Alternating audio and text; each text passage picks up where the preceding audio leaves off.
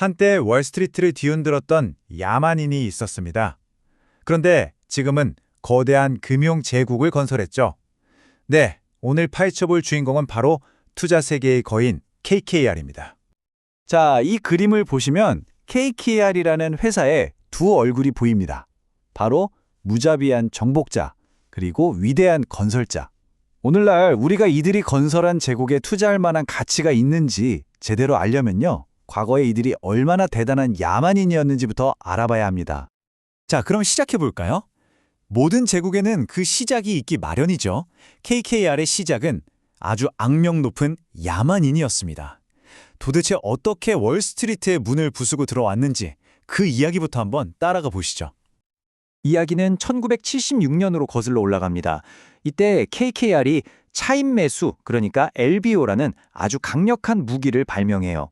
그리고 이 무기의 위력은 1988년 RJR 나비스코라는 거대 기업을 상대로 한 역사적인 전투에서 제대로 폭발하죠.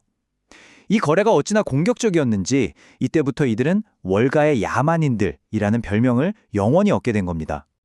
아니, LBO가 대체 뭐길래 그렇게 대단했을까요? 자, 이 그림을 보면 아주 쉽게 이해할 수 있습니다. 먼저 부채라는 거대한 열쇠를 만들어요. 이걸로 기업이라는 금고를 통째로 사버리는 거죠. 그리고 나서는요, 금고 안에 있는 자산들을 팔아서 열쇠값을 갚고도 남는 어마어마한 보물을 차지하는 방식입니다. 정말 대담하지 않나요? 하지만 시대는 변하고 영원한 야만인은 없겠죠. 그들도 진화해야만 했습니다. 과거의 약탈자에서 벗어나서 어떻게 지금처럼 거대하고 정교한 수수료 제국을 건설하게 되었는지 한번 살펴보겠습니다. 오늘날의 KKR을 보면요, 심장은 더 이상 과거의 사모펀드에만 있지 않습니다. 오히려 가장 큰 성장 엔진은 은행을 대신해서 기업에 돈을 빌려주는 사모크레딧이 되었고요. 인프라나 부동산 같은 실물 자산이 아주 안정적인 기반을 더해주고 있죠. 이건 이제 더 이상 한 가지 무기에만 의존하지 않겠다는 아주 중요한 변화입니다. 그래서 투자자 입장에서 핵심은 이들이 돈을 버는 방식입니다. 마치 꾸준히 흐르는 강물처럼 안정적인 운용 수수료가 있고요. 이게 탄탄한 기반이 되어주죠. 동시에 가끔씩 하늘로 치솟는 간헐천처럼 성과 보수가 터지면서 엄청난 추가 수익을 안겨주는 그런 구조라고 보시면 됩니다. 하지만 이렇게 잘 나가던 제국에도요, 아주 치명적인 약점이 하나 있었습니다. 그리고 KKR은 이 약점을 극복하기 위해서 정말 모두를 깜짝 놀라게 한 신의 한 수를 두게 됩니다. 그게 뭘까요? 전통적인 사모펀드 모델은 말이죠, 이 그림 속 모래성 같다고 할 수 있습니다. 펀드라는 게 보통 10년이라는 수명이 정해져 있거든요. 그러니까 아무리 멋지게 성을 쌓아도 결국엔 시간이 지나면 파도에 휩쓸려 사라지는 자본이었던 거죠.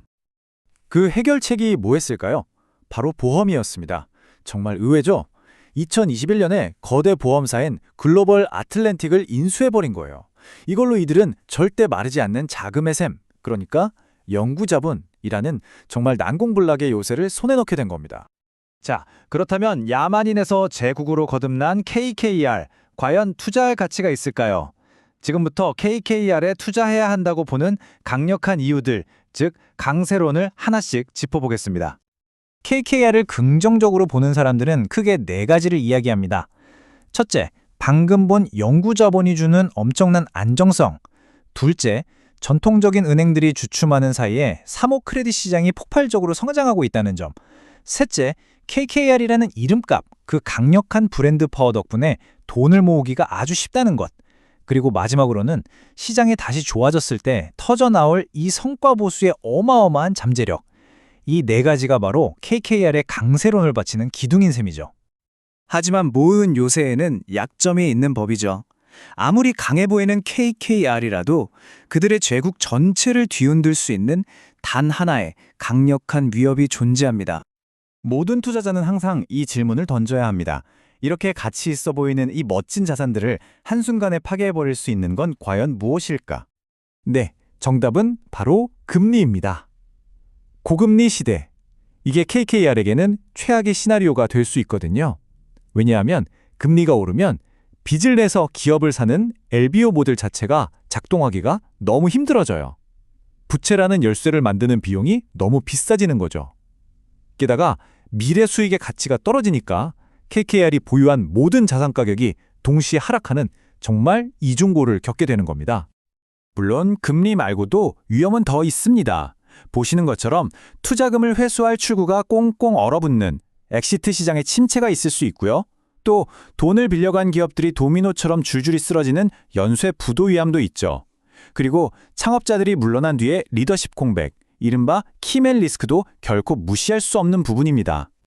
그래서 이걸 한 장으로 요약하면 이렇습니다. KKR은 분명 해적선에서 제국의 거대한 함선으로 변신한 아주 강력한 배입니다. 하지만 지금 고금리라는 아주 거대한 잠재적 폭풍을 향해 항해하고 있는 상황이기도 하죠. 결국 투자자인 우리에게 남겨진 마지막 질문은 바로 이겁니다. KKR, 이 야만인은 과연 어떤 폭풍도 견뎌낼 수 있는 견고한 제국을 정말로 건설한 걸까요? 아니면 그들의 피 속에 흐르는 정복자의 고위험 DNA가 여전히 이 거대한 함선의 미래를 결정하게 될까요? 선택은 여러분의 몫입니다.